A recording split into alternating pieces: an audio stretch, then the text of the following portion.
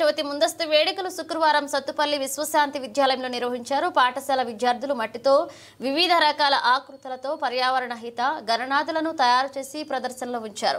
పాఠశాల ప్రిన్సిపల్ పసుపులేటి నాగేశ్వరరావు మాట్లాడుతూ మనం ప్రకృతిని కాపాడితే అది మనల్ని కాపాడుతుందన్నారు. ప్రకృతి కోపిస్తే విధ్వంసాలు జరుగుతాయని ఇటీవల జరిగిన సంఘటనలు గుర్తు చేశారు. కనుక వినాయక చవితి వేడుకలు నిమజ్జన ఉత్సవాలలో పర్యావరణ హిత మట్టి విగ్రహాలను వినియోగించాలని విద్యార్థులకు సూచించారు. పర్యావరణ హితంగా ఈ వేడుకలు సాగాలని ఆకాంక్షించారు. గణనాథుని శరీర భాగంలోని ఒక్కో అవయవం మనకు ఒక్కో సందేశాన్ని ఇస్తుందని వివరించారు.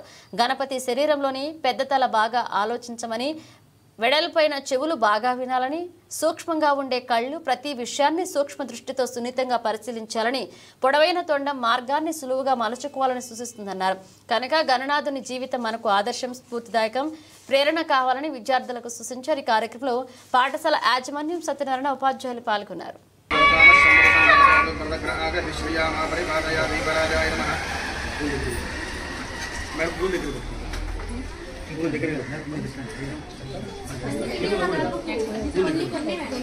దీపరాజాయ నమః కనకపుష్పాక్షతేన నమృత్యా దీపాన్ని పరంతారు.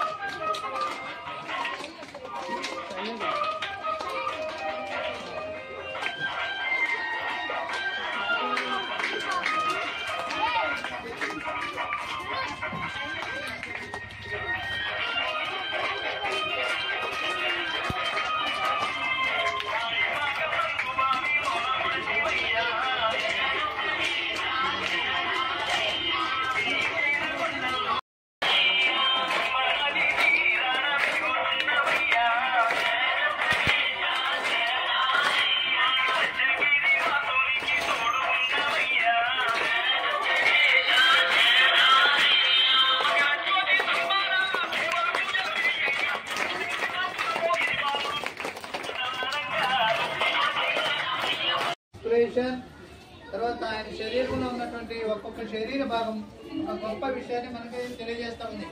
ఇక్కడ చూస్తే వినాయకుడు చూస్తే పెద్ద చెవులు ఉంటాయి. Ears are big, ears are big, పెద్ద పెద్ద చెవులు, చాటంతా చెవులు ఉంటాయి.